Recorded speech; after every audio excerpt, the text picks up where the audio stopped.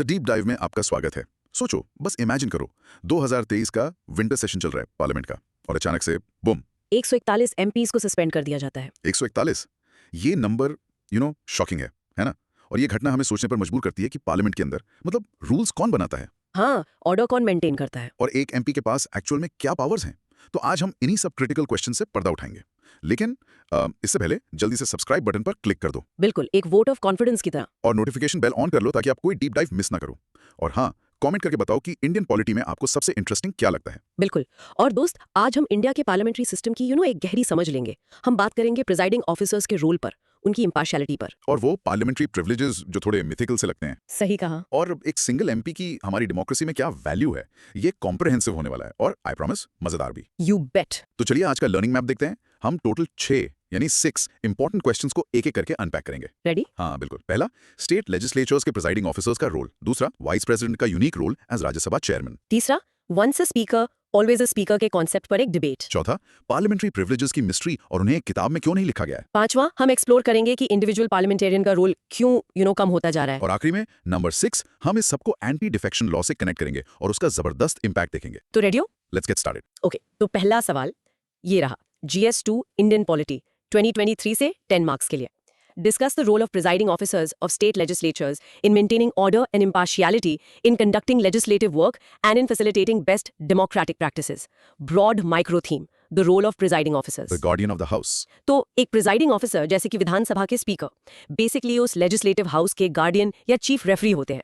उनका primary job है house को स्मूथली चलाना और बिल्कुल इम्पार्शियल रहना। हाँ, और डेमोक्रेटिक वैल्यूज को बनाए रखना। वो एक तरह से हाउस की डिग्निटी के कस्टोडियन है। क्या बात है, ये बिल्कुल एक हाई स्टेक्स क्रिकेट मैच जैसा है। सोचो, इंडिया ऑस्ट्रेलिया का फाइनल, अंपायर का काम है फेयर डिसीजंस देना। हाँ, चाहे सामने विराट कोहली ही क्यों ना हो। एग्जैक्टली। प्लेयर कितना भी सीनियर हो, रूल सबके लिए सेम है। बिल्कुल उसी तरह स्पीकर का काम है गवर्नमेंट और ऑपोजिशन दोनों को बोलने का बराबर मौका देना। चलो इसको और ब्रेक डाउन करते हैं। तो इंट्रोडक्शन के लिए एक ग्रेट स्टार्ट ये कहना होगा कि प्रिसाइडिंग ऑफिसर्स पार्लियामेंट्री डेमोक्रेसी के लिंचपिन है। उनकी पोजीशन लेजिस्लेटिव डिकोरम, ट्रेडिशंस और स्टेट्स में डेमोक्रेटिक डिबेट की हेल्थ के लिए सेंट्रल है। परफेक्ट। अब आते हैं आंसर के मेन बॉडी पर। Let's start with the constitutional position and powers. इनको ये अथॉरिटी आती कहां से? बहुत अच्छा सवाल। उनकी पावर सीधे कॉन्स्टिट्यूशन से आती है, स्पेसिफिकली आर्टिकल्स 178 से 180। अच्छा, 178 से 180। हाँ, ये आर्टिकल्स स्पीकर और डेप्यूटी स्पीकर को उनकी पावर्स देते हैं।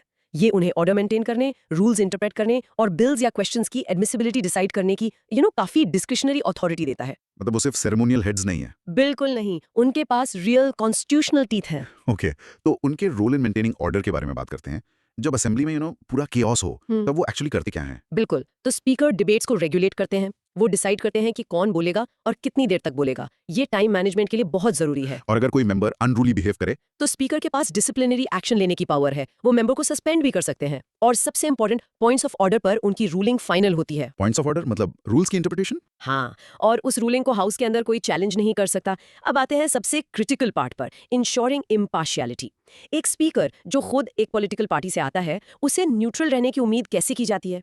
यही तो उनके रोल का कोर है। इम्पार्शियलिटी का मतलब है एक न्यूट्रल अंपायर होना।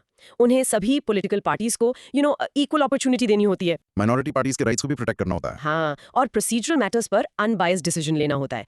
एक बार जब वो स्पीकर के ऑफिस के लिए चुने जाते हैं, तो ये एक कॉन्स्टिट्यूशनल एक्सपेक्टेशन है कि वो पार्टी पॉलिटिक्स से ऊपर उठेंगे और पूरे हाउस के लिए काम करेंगे। और फैसिलिटेटिंग डेमोक्रेटिक बेस्ट प्रैक्टिसेस का क्या? वो डेमोक्रेसी को मजबूत कैसे करते हैं? वो ये कई तरीकों से करते हैं, जैसे क्वेश्चन आवर के लिए ठीक से टाइम एलोकेट करके वो गवर्नमेंट को अकाउंटेबल बनाते हैं। बिल्कुल।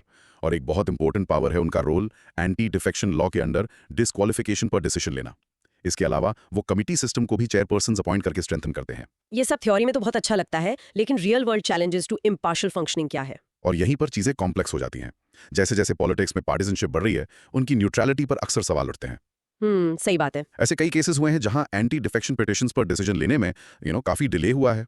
इससे पॉलिटिकल इंस्टेबिलिटी आती है। और कभी-कभी ऑपोजिशन की आवाज को दबाने के लिए पावर्स के मिसयूज के आरोप भी लगते हैं। एग्जैक्टली। तो इन सब चीजों को ध्यान में रखते हुए एक पावरफुल कंक्लूजन कैसा दिखेगा? एक फॉरवर्ड लुकिंग कंक्लूजन हमेशा बेस्ट होता है। आपको इस बात पर जोर देना चाहिए कि प्रिजाइडिंग ऑफिसर की डिग्निटी और फेयरनेस स्टेट लेवल डेमोक्रेसी के लिए बिल्कुल जरूरी है। जब स्पीकर नॉन पार्टिसन तरीके से काम करता है, तो पब्लिक ट्रस्ट पूरे लेजिस्लेटिव सिस्टम में बढ़ता है। Fantastic breakdown.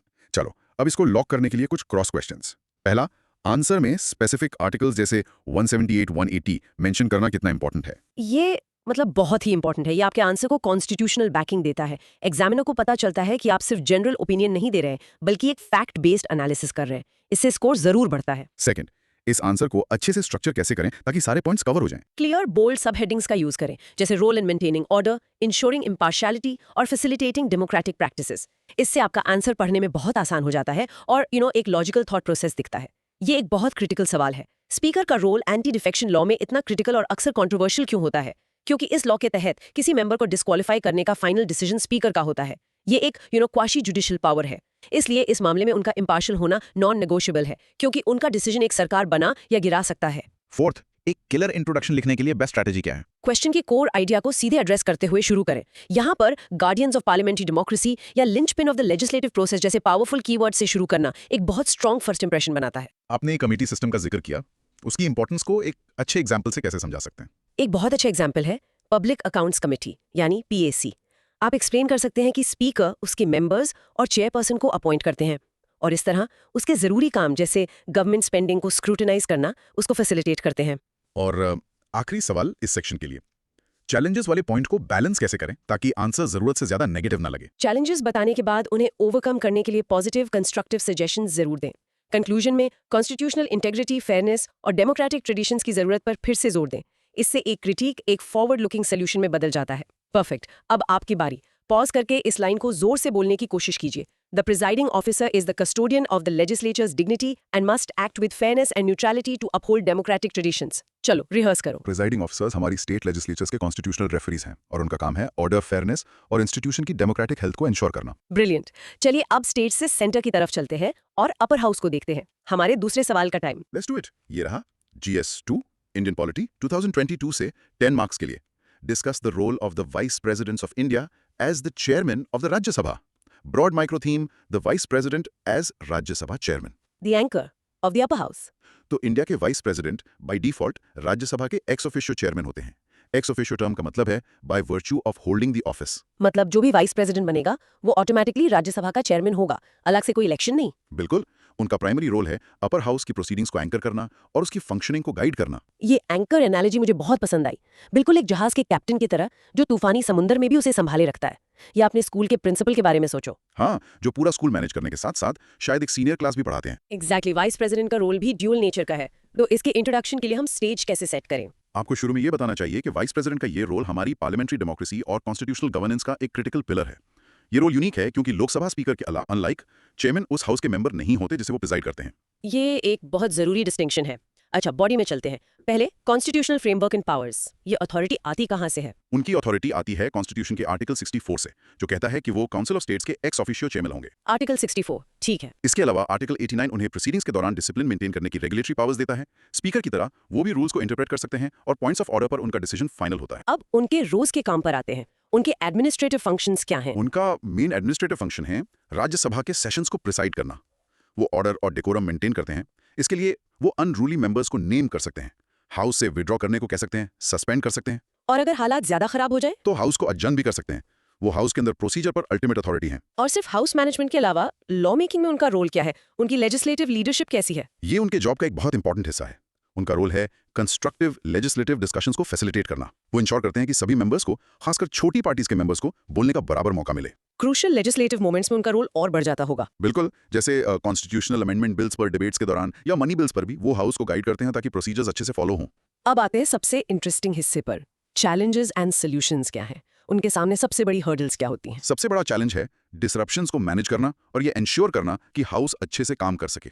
इसे हैंडल करने के लिए चेयरमैन अक्सर ऑल पार्टी मीटिंग्स बुलाते हैं ताकि कंसेंसस बनाया जा सके। और क्या कर सकते हैं? वो इनोवेटिव पार्लियामेंट्री प्रैक्टिसेस इंप्लीमेंट कर सकते हैं ताकि डिबेट ज्यादा प्रोडक्टिव हों, और कमेटी सिस्टम को स्ट्रेंथन कर सकते हैं ताकि बिल्स की डिटेल स्क्रूटनी पॉलिटिकल गर्मागर्मी से दूर हो सके। तो कंक्लूजन के लिए इसे रैप अप करने का एक पावरफुल तरीका क्या होगा? कंक्लूजन में आपको उनके रोल की importance as a neutral arbiter को हाईलाइट करना चाहिए।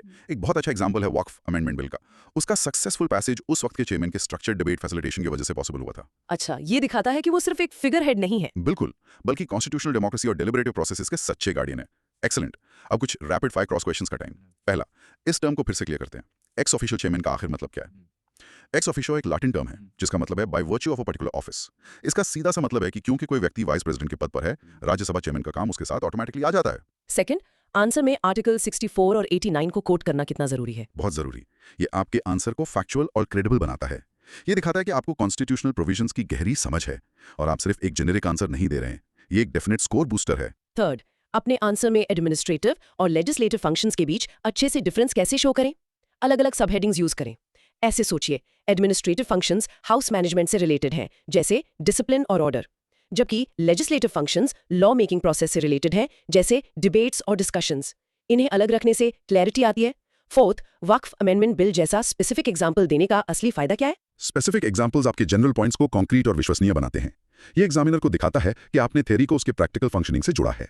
ये आपके आंसर में जान डाल देता है। चैलेंजेस और सॉल्यूशंस वाले पार्ट को एक साथ प्रेजेंट करने का सबसे अच्छा तरीका क्या है? एक सिंपल टेबल या क्लियर बुलेट पॉइंट्स का इस्तेमाल बहुत इफेक्टिव होता है। आप लिख सकते हैं चैलेंज, फ्रीक्वेंट डिस्ट्रप्शंस और ठीक उसके नीचे solution, utilising all party meetings. ये फॉर्मेट क्लियर, कंसाइज और इम्पैक्टफुल होता है। और एक बेहतरीन कंपैरेटिव क्वेश्चन, अगर आपको वाइस प्रेसिडेंट और लोकसभा स्पीकर के रोल्स को कंपेयर करना हो तो सबसे बड़ा डिफरेंस क्या होगा? सबसे फंडामेंटल डिफरेंस ये है कि वाइस प्रेसिडेंट राज्यसभा के मेंबर नहीं होते, जबकि स्पीकर लोकसभा के मेंबर होते हैं। ये उनके फंक्शनिंग और हाउस के मेंबर्स के साथ उनके रिश्ते में एक सटल लेकिन इंपॉर्टेंट फर्क लाता है। ऑसम। चलो एक क्विक रिहर्सल का टाइम। ऑडियो को पॉज कीजिए और ये प्रैक्टिस कीजिए। The Vice President, as the ex-officio chairman of Rajya Sabha, plays a pivotal role in upholding India's federal character and parliamentary traditions. Practice करो। In a nutshell, vice president Rajya Sabha के anchor हैं जो उसकी functioning को smooth, discipline और democratic बनाए रखते हैं। सिंपल है ना? और एक न्यूट्रल प्रिजाइडिंग ऑफिसर का ये आइडिया सीधे हमारे अगले टॉपिक से जुड़ता है, जो है लोकसभा स्पीकर के ऑफिस के बारे में। बिल्कुल। चलिए इस बहुत ही थॉट प्रोवोकिंग क्वेश्चन को टैकल करते हैं GS2 इंडियन पॉलिटी 2020 से। Once a speaker, always a speaker. Do you think the practice should be adopted to impart objectivity to the office of the Speaker of Lok Sabha? What could be its implications for the robust functioning of parliamentary business in India? Broad, micro theme, objectivity of the speaker's office. The quest for a neutral umpire. Once a speaker, always a speaker एक convention है जो British parliamentary system से आता है। इसका core idea ये है कि एक बार कोई व्यक्ति स्पीकर बन जाए तो वो अपनी पॉलिटिकल पार्टी से रिजाइन कर देता है और ऑफिस छोड़ने के बाद भी पॉलिटिकल न्यूट्रलिटी मेंटेन करता है। एक्टिव पॉलिटिक्स में वापस नहीं आता। बिल्कुल। ये तो काफी इंटरेस्टिंग है। ये बिल्कुल सुप्रीम कोर्ट के जज के प्रिंसिपल जैसा है, जो रिटायरमेंट के बाद आमतौर पे पॉलिटिक्स ज्वाइन नहीं करते, ताकि उनके पहले के फैसलों की इम्पार्शियलिटी पर कोई सवाल ना उठे। एग्जैक्टली वही लॉजिक स्पीकर के लिए प्रपोज किया जा रहा है। तो इसके इंट्रोडक्शन के लिए एक पावरफुल हुक क्या होगा? आपको इस कॉन्सेप्ट को इसके ब्रिटिश वेस्टमिनिस्टर मॉडल के ओरिजिन से जरूर लिंक करना चाहिए। और एक पावरफुल कंटेम्प्रेरी कॉन्टेक्स्ट के लिए आपको 2023 विंटर सेशन में 141 ऑपोजिशन एमपीज के सस्पेंशन का जिक्र जरूर करना चाहिए। Good point. ये घटना अकेले ही एक इम्पार्शियल प्रिसाइडिंग ऑफिसर की जरूरत पर बहस को आग लगा देती है। बिल्कुल सही पॉइंट। ये क्वेश्चन को तुरंत रेलेवेंट बना देता है। अच्छा, बॉडी पर आते हैं। इस प्रैक्टिस को अडॉप्ट करने के पक्ष में आर्ग्यूमेंट्स क्या हैं? सबसे बड़ा आर्ग्यूमेंट है एनहांस्ड न्यूट्रलिटी। अगर एक स्पीकर को अपनी फ्यूचर पॉलिटिकल करियर की या अगली इलेक्शन में अपनी पार्टी से टिकट मिलने की चिंता नहीं होगी तो वो पूरी तरह से अनबायस्ड डिसीजंस ले सकेंगे। ये आर्टिकल 94 में दिए गए स्पीकर के रोल को भी स्ट्रेंथन करेगा। बिल्कुल। प्लस एक्सपीरियंस्ड फॉर्मर स्पीकर्स जो पॉलिटिक्स से आजाद हैं, पार्लियामेंट्री रिफॉर्म्स के लिए वैल्यूएबल एडवाइजर्स के रूप में काम कर सकते हैं। और इसका पार्लियामेंट्री बिजनेस पर पॉजिटिव पोटेंशियल इंप्लीकेशंस क्या होंगे? सबसे इमीडिएट इंपैक्ट प्रोसीजरल एफिशिएंसी पर पड़ेगा। ज्यादा इंडिपेंडेंट और क्रेडिबल रूलिंग से फ्लोर पर डिस्ट्रप्शंस और प्रोटेस्ट्स शायद कम होंगे। और मनी बिल्स या एंटी डिफेक्शन लॉ जैसे कंट्रोवर्शियल इश्यूज पर उनकी रूलिंग्स की क्रेडिबिलिटी बढ़ जाएगी। हाँ, जिससे आखिर में हमारी डेमोक्रेसी ही स्ट्रांग होगी। लेकिन ये सब सिर्फ पॉजिटिव तो नहीं हो सकता। इस आइडिया के साथ चैलेंजेस एंड कंसर्न्स क्या हैं? ऑफ कोर्स काफी सिग्निफिकेंट कंसर्न्स भी हैं। प्राइमरी है limitation of the talent pool. Capable और एक्सपीरियंस पॉलिटिशियंस स्पीकर का ऑफिस एक्सेप्ट करने से हिचकिचा सकते हैं अगर वो इसे एक पॉलिटिकल रिटायरमेंट होम की तरह देखें। मतलब उनके करियर का अंत। हाँ, ये उनके democratic right to participate in politics पर भी एक तरह से इन्फ्रिंजमेंट हो सकता है और उनकी अपनी कंस्टिट्यूएंसी के प्रति अकाउंटेबिलिटी भी कम हो सकती है। तो इन सब का मतलब क्या हुआ? वे फॉरवर्ड क्या है? कोई बीच का रास्ता है? सोर्स मटेरियल सजेस्ट करता है कि एक कॉन्स्टिट्यूशनल अमेंडमेंट के जरिए इस प्रिंसिपल को फॉर्मली लाया जा सकता है, लेकिन एक ज्यादा प्रैक्टिकल सॉल्यूशन शायद एक हाइब्रिड मॉडल हो। हाइब्रिड मॉडल मतलब जहां एक फॉर्मर स्पीकर को लिमिटेड पॉलिटिकल पार्टिसिपेशन अलाउड हो। हम यूके पार्लियामेंट की स्पीकर सिस्टम जैसे इंटरनेशनल मॉडल से भी सीख सकते हैं, जहां स्पीकर की कॉन्स्टिट्यूएंसी को मेजर पार्टीज आमतौर पर कंटेस्ट नहीं करती हैं, एक सम्मान के तौर पर। और आखिर में ऐसे डिबेटेबल टॉपिक पर आंसर को कंक्लूड कैसे करना चाहिए? कंक्लूजन बैलेंस्ड होना जरूरी है। आपको यह कहना चाहिए कि जबकि इस प्रैक्टिस को अडॉप्ट करने से इंस्टीट्यूशनल इंटेग्रिटी बढ़ सकती है, इसकी सफलता इसके केयरफुल और न्यूआंस्ड इंप्लीमेंटेशन पर निर्भर करेगी। हमें डेमोक्रेटिक प्रिंसिपल्स और इंस्टीट्यूशनल रिक्वायरमेंट्स के बीच एक नाजुक बैलेंस बनाना होगा। ऑसम। चलिए कुछ क्रॉस क्वेश्चंस में डाइव करते हैं। पहला, आंसर की शुरुआत में 141 एमपीज के सस्पेंशन जैसा करंट एग्जाम्पल देना इतना इफेक्टिव क्यों है? ये आपके आंसर को तुरंत कंटेम्पररी और रिलेवेंट बना देता है। ये एग्जामिनर को दिखाता है कि आप सिर्फ टेक्स्ट बुक नॉलेज नहीं दोहरा रहे हैं, बल्कि स्टैटिक कॉन्सेप्ट्स को डायनामिक करंट अफेयर से जोड़ सकते हैं। ये एक बहुत बड़ा प्लस है। सेकंड, आर्ग्यूमेंट्स इन फेवर और चैलेंजेस को प्रेजेंट करने का बेस्ट फॉर्मेट क्या है? एक सिंपल टी शेप्ड टेबल या दो अलग अलग कॉलम्स, प्रोज और कॉन्स, बेहद इफेक्टिव हैं। इससे विजुअल क्लैरिटी बढ़ती है और एग्जामिनर के लिए आपके पॉइंट्स को समझना बहुत आसान हो जाता है। ये टर्म हम बार बार सुनते हैं, ये वेस्टमिंस्टर मॉडल आखिर है क्या? Westminster model British parliamentary system को रेफर करता है, जिसे इंडिया ने काफी हद तक अडॉप्ट किया है। इसकी खास बात यह है कि एग्जीक्यूटिव ब्रांच यानी सरकार लेजिस्लेचर से ही बनती है और उसके प्रति जवाबदेह होती है। आपने वे फॉरवर्ड में हाइब्रिड मॉडल का जिक्र किया, उसका कोई कॉन्क्रीट एग्जांपल दे सकते हैं कि वो कैसा दिख सकता है? हाइब्रिड मॉडल का मतलब है एक बीच का रास्ता निकालना। फॉर एग्जाम्पल, एक फॉर्मर स्पीकर को मिनिस्ट्रियल पोस्ट होल्ड करने या पॉलिटिकल रैलीज में हिस्सा लेने से रोका जा सकता है, लेकिन उन्हें इलेक्शंस लड़ने की इजाजत दी जा सकती है, शायद कुछ शर्तों के साथ। डिबेटेबल टॉपिक पर आपका कंक्लूजन एक तरफा ना लगे, ये कैसे इंश्योर करें? इसका की है दोनों साइड्स को एक्नॉलेज करना, पोटेंशियल बेनिफिट्स को भी माने और इनहेरेंट चैलेंजेस को भी। While this offers, however, it is crucial to consider और striking a balance जैसे फ्रेजेस का इस्तेमाल एक नुएंस्ड और मैच्योर समझ को दर्शाता है। और कॉन्स्टिट्यूशनल इंटेग्रिटी जैसे हैवी टर्म को सिंपल शब्दों में कैसे समझाएं? इसका सिंपल मतलब है संविधान के मूल्यों और सिद्धांतों का सम्मान करना। अपने आंसर में आप इसे ब्रीफली एक्सप्लेन कर सकते हैं, जैसे upholding the spirit of the constitution, ताकि ये दिखे कि आप कॉन्सेप्ट को गहराई से समझते हैं, सिर्फ जार्गन नहीं जानते। चलो प्रैक्टिस टाइम। ऑडियो को पॉज कीजिए और इस लाइन को जोर से बोलिए। Implementing once a speaker, always a speaker requires a careful balance between the democratic rights of an individual and the institutional requirement of impartiality. Rehearse. तो to sum up, once a speaker, always a speaker एक powerful idea है speaker को ज्यादा neutral बनाने के लिए, लेकिन ये करियर लिमिटेशंस और डेमोक्रेटिक राइट से जुड़े अपने चैलेंजेस के साथ आता है। कूल ना? और स्पीकर और मेंबर्स की पावर्स पर ये डिस्कशन हमें नेचुरली हमारे अगले टॉपिक पर ले जाती है, parliamentary privileges.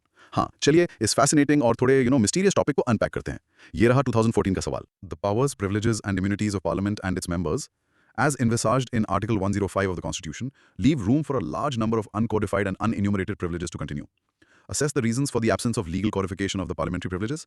How can this problem be addressed? Codification of parliamentary privileges, the unwritten rules. यहाँ जो चीज फैसिनेटिंग है वो ये है कि पार्लियामेंट्री प्रिविलेजेस कुछ स्पेशल राइट्स, इम्यूनिटीज और एग्जेम्पशंस हैं जो एमपीज और पार्लियामेंट के हाउसेस को दिए जाते हैं। और इसका मेन पर्पस क्या है? मेन पर्पस है उन्हें अपनी ड्यूटीज और फंक्शंस बिना किसी डर या बाहरी दखलंदाजी के परफॉर्म करने देना। फॉर एग्जांपल, एक एमपी ने पार्लियामेंट के अंदर जो कुछ भी कहा है उसके लिए उन पर कोर्ट में केस नहीं हो सकता। और यहाँ कीवर्ड है अनकोडिफाइड। बिल्कुल, जिसका मतलब है कि ये प्रिविलेजेस एक सिंगल कॉम्प्रिहेंसिव लॉ बुक में लिखे हुए नहीं है। ये एक बेहतरीन एक्सप्लेनेशन है। ये बिल्कुल स्कूल की स्टूडेंट काउंसिल को मिली स्पेशल परमिशंस जैसा है। हाँ, जैसे वो सीधे प्रिंसिपल से बात कर सकते हैं या इवेंट्स ऑर्गेनाइज करने के लिए उन्हें स्पेशल एक्सेस मिलता है। अपने पर्सनल बेनिफिट के लिए नहीं, बल्कि स्टूडेंट्स के लिए अच्छे से काम करने के लिए। बिल्कुल। इसके इंट्रोडक्शन के लिए एक फैंटास्टिक हुक होगा 2024 के सुप्रीम कोर्ट जजमेंट से शुरुआत करना। एग्जैक्टली। उस लैंडमार्क जजमेंट में कोर्ट ने रूल किया कि लॉ मेकर्स ब्राइबरी के केसेस में पार्लियामेंट्री इम्यूनिटी क्लेम नहीं कर सकते। इसने इस बहस को पूरी तरह से रीइग्नाइट कर दिया है कि इन प्रिविलेजेस को अच्छे से डिफाइन और कोडिफाई करने की जरूरत क्यों है। इससे शुरुआत करने से आंसर सुपर करंट और हाईली रेलेवेंट हो जाता है। बिल्कुल। ओके, चलिए बॉडी में चलते हैं। इसके लीगल कोडिफिकेशन ना होने के पीछे रीजंस क्या है? इतने सालों से ये लिखे क्यों नहीं गए हैं? इसके कई हिस्टोरिकल और पॉलिटिकल कारण हैं। पहला, एक हिस्टोरिकल लेगेसी है। हमने ये सिस्टम ब्रिटिश ट्रेडिशन से इनहेरिट किया है, जहां प्रिविलेजेस कन्वेंशंस और प्रेसिडेंट से इवॉल्व हुए हैं, लिखे हुए कानून से नहीं। अच्छा, तो ये परंपरा से चला आ रहा है। हाँ। दूसरा, पॉलिटिकल रिलक्टेंस है, क्योंकि सरकारों को हमेशा ये डर रहा है कि कॉडिफिकेशन से पार्लियामेंट की ऑटोनॉमी और सुप्रीमेसी कम हो सकती है। तीसरा, इंस्टीट्यूशनल इनर्शिया है, मतलब इस कॉम्प्लेक्स इशू पर पॉलिटिकल कंसेंसस बनाना हमेशा मुश्किल रहा है। और चौथा, कॉन्स्टिट्यूशनल फ्रेमवर्क खुद है। आर्टिकल 105 को जानबूझकर थोड़ा ओपन एंडेड रखा गया था ताकि प्रिविलेजेस वक्त के साथ अडेप्ट हो सकें। तो ये तो हुई प्रॉब्लम। इसे एड्रेस कैसे किया जा सकता है? सॉल्यूशंस क्या हैं? सोर्स मटेरियल एक मल्टी प्रोंग्ड अप्रोच सजेस्ट करता है। एक है लीगल रिफॉर्म्स के जरिए हमें यूके और ऑस्ट्रेलिया के 1987 के पार्लियामेंट्री प्रिविलेजेस एक्ट्स जैसे इंटरनेशनल मॉडल्स को अच्छे से स्टडी करना चाहिए ताकि हम उनसे कुछ सीख सकें। कॉडिफिकेशन के लिए क्लियर फ्रेमवर्क रिकमेंड करें। और कौन से अप्रोचेस काम कर सकते हैं? हाँ, एक बैलेंस्ड अप्रोच बिल्कुल क्रिटिकल है। हमें उन प्रिविलेजेस के बीच एक साफ लाइन खींचने की जरूरत है जो पार्लियामेंट्री फंक्शनिंग के लिए जरूरी है और उनके बीच जिनका पोटेंशियली मिसयूज हो सकता है। और ट्रांसपेरेंसी मेजर्स भी जरूरी होंगे। बिल्कुल, मतलब इन प्रिविलेजेस को कब और कैसे इन्वोक किया जा सकता है उसके लिए क्लियर प्रोसीजर्स डिफाइन करना और उनके मिसयूज को रोकने के लिए अकाउंटेबिलिटी मैकेनिज्म्स बनाना। और कंक्लूजन के लिए इस सबको एक साथ कैसे बांधे? कंक्लूजन को बैलेंस के आइडिया पे फोकस करना चाहिए। हमें पार्लियामेंट्री ऑटोनॉमी इंश्योर करने और डेमोक्रेटिक अकाउंटेबिलिटी बनाए रखने के बीच एक केयरफुल बैलेंस बनाना होगा। आप एंड में ये मेंशन कर सकते हैं कि करप्शन केसेस में इम्यूनिटी हटाने पर सुप्रीम कोर्ट का स्टैंस बिल्कुल सही दिशा में एक कदम है। ब्रिलियंट। अब कुछ क्रॉस क्वेश्चंस का टाइम। पहला, आंसर की शुरुआत 2024 के सुप्रीम कोर्ट जजमेंट से करना इतना स्मार्ट मूव क्यों है? क्योंकि ये एग्जामिनर को तुरंत दिखाता है कि आप लेटेस्ट डेवलपमेंट से अप टू डेट हैं। पॉलिटी के एक रिलेटिवली स्टैटिक टॉपिक को करंट इवेंट से लिंक करना आपको एक्स्ट्रा मार्क्स दिला सकता है। सेकंड, बिल्कुल क्लियर करते हैं इस कॉन्टेक्स्ट में कोडिफिकेशन का आखिर मतलब क्या है। कोडिफिकेशन का सिंपल मतलब है सभी रूल्स और प्रिविलेजेस को एक सिंगल, सिस्टमैटिक और कॉम्प्रिहेंसिव कानून में लिख देना। इससे एम्बिग्विटी खत्म हो जाती है और प्रिविलेजेस सबके लिए क्लियर और एक्सेसिबल हो जाते हैं। कोडिफिकेशन न होने के रीजंस को आसानी से याद कैसे रखें? आप एक सिंपल एक्रोनिम बना सकते हैं, जैसे HPIC, historical legacy, political reluctance, institutional inertia और कॉन्स्टिट्यूशनल फ्रेमवर्क। आसान है ना याद रखना? ऑस्ट्रेलिया के पार्लियामेंट्री प्रिविलेजेस एक्ट 1987 जैसे इंटरनेशनल एक्ट्स का जिक्र करने से आंसर कैसे इंप्रूव होता है? ये दिखाता है कि आपका पर्सपेक्टिव ब्रॉडर है, ग्लोबल है। ये सिग्नल देता है कि आप practical well tested solution suggest कर रहे हैं, सिर्फ थ्योरेटिकल आइडियाज नहीं। ये आपके सजेशंस में काफी वजन डालता है। ये एक इंपॉर्टेंट सवाल उठाता है, फंडामेंटल राइट्स और पार्लियामेंट्री प्रिविलेजेस के बीच क्या कॉन्फ्लिक्ट हो सकता है? कॉन्फ्लिक्ट तब हो सकता है जब एक प्रिविलेज, फॉर एग्जांपल हाउस की अपने कंटेम्प्ट के लिए पनिश करने की पावर इस तरह यूज की जाए कि वो किसी सिटीजन के आर्टिकल 19 के अंडर फ्रीडम ऑफ स्पीच जैसे फंडामेंटल राइट को कम कर दे। कोडिफिकेशन इस कॉन्फ्लिक्ट को कम कर सकती है। और आखिरी सवाल इस सेक्शन के लिए, सॉल्यूशंस को बुलेट पॉइंट्स में प्रेजेंट करना बेहतर है या पैराग्राफ में?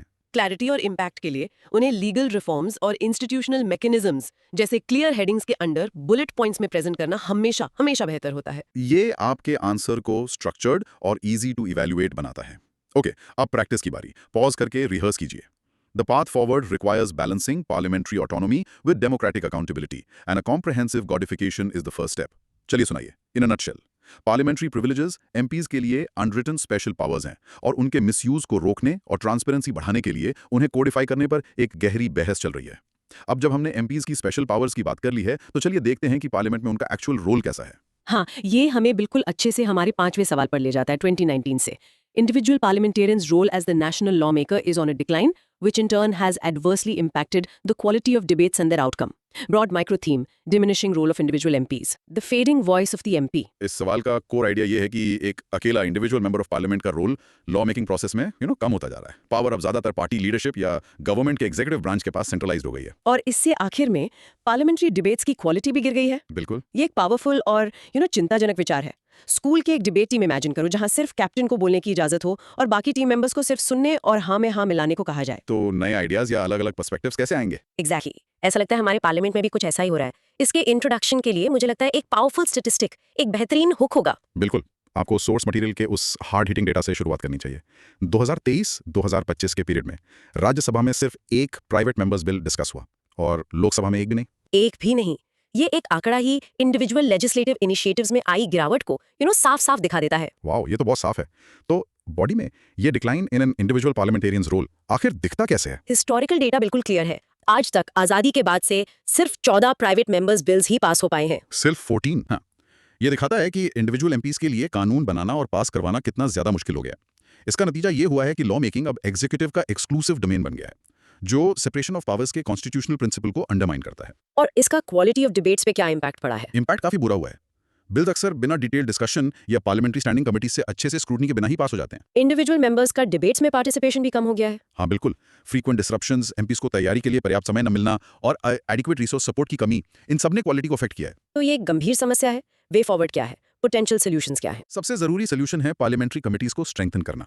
ये उन्हें ज्यादा रिसर्च सपोर्ट, रिसोर्सेज और एक्सपर्ट स्टाफ देकर किया जा सकता है। और ज्यादातर बिल्स को कमेटी के पास भेजना मैंडेटरी कर देना चाहिए। बिल्कुल, हमें एमपीज के लिए कैपेसिटी बिल्डिंग प्रोग्राम्स की भी जरूरत है ताकि वो कॉम्प्लेक्स लेजिस्लेशन को बेहतर समझ सकें। और आखिर में हर बिल पर मिनिमम कितने घंटे डिबेट होगी, इसके लिए रूल्स बनाने चाहिए। डिपार्टमेंट रिलेटेड स्टैंडिंग कमिटीज यानी DRSCs का रोल यहाँ बहुत क्रूशल है। और ऐसे क्रिटिकल इशू पर आंसर को कंक्लूड कैसे करना चाहिए? कंक्लूजन को प्रॉब्लम की गंभीरता पर फिर से जोर देना चाहिए। आपको ये कहना चाहिए कि ये ट्रेंड हमारी पार्लियामेंट्री डेमोक्रेसी के आत्मा को खतरे में डालता है, जो कि डिलिबरेटिव होनी चाहिए। आप ये कह के कंक्लूड कर सकते हैं कि क्वेश्चन आवर और जीरो आवर जैसे इंस्टीट्यूशनल मैकेनिज्म्स को अच्छे से यूज करके और प्रोसीजरल रिफॉर्म्स लाकर हम लेजिस्लेचर के डिलिबरेटिव कैरेक्टर को रिस्टोर कर सकते हैं। परफेक्ट। चलिए इसको अच्छे से समझने के लिए क्रॉस क्वेश्चंस करते हैं। पहला, प्राइवेट मेंबर्स बिल आखिर होता क्या है? प्राइवेट मेंबर्स बिल कोई भी ऐसा बिल है जो पार्लियामेंट में एक ऐसे एमपी द्वारा इंट्रोड्यूस किया जाता है जो मिनिस्टर नहीं है। ये एक इंडिविजुअल लॉ मेकर के लेजिस्लेटिव इनिशिएटिव का सबसे बड़ा प्रतीक है। आंसर में सिर्फ 14 प्राइवेट मेंबर्स बिल्स पास हुए। इस स्टैटिस्टिक को इफेक्टिवली कैसे यूज करूं? इसे अपने इंट्रोडक्शन में या मेन बॉडी में यूज कीजिए ताकि आप इस डिक्लाइन का एक कॉन्क्रीट डेटा बैक्ड सबूत दे सकें। नंबर्स हमेशा एक आर्गुमेंट को बहुत ज्यादा मजबूत और विश्वसनीय बनाते हैं। सेपरेशन ऑफ पावर्स का कॉन्सेप्ट यहाँ कैसे फिट होता है? सेपरेशन ऑफ पावर्स के प्रिंसिपल का मतलब है कि स्टेट के तीनों विंग्स, लेजिस्लेटिव, एग्जीक्यूटिव और जुडिशरी की पावर्स और फंक्शंस अलग अलग हैं। जब कानून बनाने की पावर सिर्फ एग्जीक्यूटिव के पास आ जाती है और लेजिस्लेटर का रोल सिर्फ रबर स्टैंपिंग का रह जाता है, तो ये इस फंडामेंटल प्रिंसिपल का वायलेशन है। DRSCs, department related standing committees, क्या है और वो इतनी इंपॉर्टेंट क्यों है? ये कमिटीज हैं जो मिनिस्ट्री वाइज ऑर्गेनाइज होती हैं। ये स्पेसिफिक मिनिस्ट्रीज के कामकाज, उनके बजट डिमांड्स और उनसे जुड़े बिल्स को स्क्रूटनाइज करती हैं। ये लेजिस्लेशन का डिटेल्ड एक्सपर्ट लेवल एग्जामिनेशन करती हैं, पार्टी पॉलिटिक्स के दबाव से दूर। इन्हें अक्सर मिनी पार्लियामेंट्स भी कहा जाता है। वे फॉरवर्ड लिखते वक्त सॉल्यूशंस को मैक्सिमम इम्पैक्ट के लिए प्रायोरिटाइज कैसे करें? हमेशा सबसे क्रिटिकल सोल्यूशन से शुरुआत करें। इस केस में पार्लियामेंट्री कमिटीज को स्ट्रेंथन करना सबसे इंपॉर्टेंट पॉइंट है, क्योंकि ये अच्छे से स्क्रूटनी ना होने की समस्या को सीधे एड्रेस करता है। तो आपको उससे शुरुआत करनी चाहिए। और आखिर में एक एमपी के रोल की गिरावट को डिबेट्स की खराब क्वालिटी से लॉजिकली कैसे कनेक्ट करें? आप इसे ऐसे कनेक्ट कर सकते हैं। जब एक इंडिविजुअल एमपी को पता होता है कि उसकी बात या वोट पार्टी लाइन के खिलाफ नहीं जा सकती, तो वो डिबेट में कंस्ट्रक्टिवली पार्टिसिपेट करने के लिए मोटिवेटेड नहीं रहता। इससे डिबेट्स एक तरफा, प्रिडिक्टेबल और कम सब्सटेंटिव हो जाते हैं। चलिए प्रैक्टिस करते हैं। ऑडियो को पॉज कीजिए और ये कहने की कोशिश कीजिए, Strengthening parliamentary committees is crucial to restore the legislature's primary role as a body of deliberation, not just legislation. Rehearse now. Individual MPs का रोल लॉ मेकिंग में सिकुड़ रहा है, जिससे डिबेट्स की क्वालिटी खराब हो रही है, और इसका सबसे अच्छा इफेक्टिव सोल्यूशन पार्लियामेंट्री कमिटीज और उनमें काम करने वाले एमपीज को एम्पावर करने में है। और इस डिक्लाइन का एक बहुत बड़ा कारण है हमारा अगला और आखिरी topic, the anti defection law. हाँ, हमारा आखिरी सवाल आज के लिए 2013 से सब कुछ एक साथ जोड़ता है। The role of individual MPs, members of parliament, has diminished over the years, and as a result, healthy constructive debates on policy issues are not usually witnessed. How far can this be attributed to the anti-defection law, which was legislated but with a different intention? Broad micro theme: unintended consequences of the anti-defection law. The law of unintended consequences.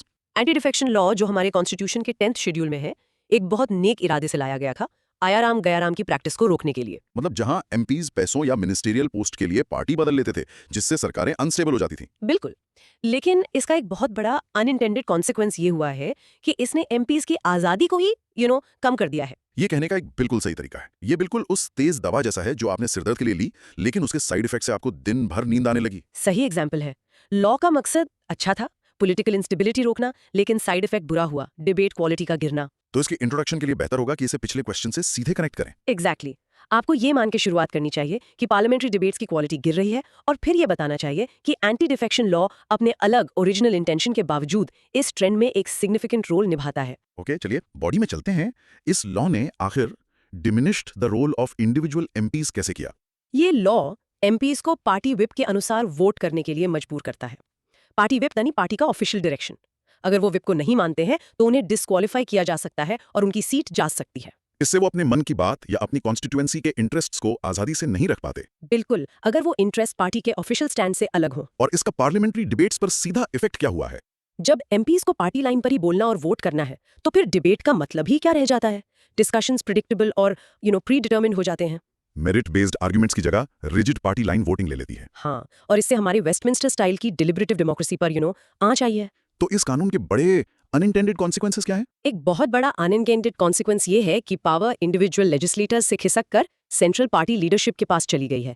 इसने intra party democracy को भी कमजोर किया है, क्योंकि party के अंदर कोई भी अलग आवाज अब डिस्क्वालिफिकेशन के डर में रहती है। तो इसका ओरिजिनल मकसद अपॉर्चुनिस्टिक डिफेक्शंस रोकना था। हाँ, लेकिन अब ये पार्टी डिसिप्लिन इन्फोर्स करने और हर तरह के इंटरनल डिसेंट को शांत करने का एक टूल बन गया है। ये एक गंभीर डायलेमा है।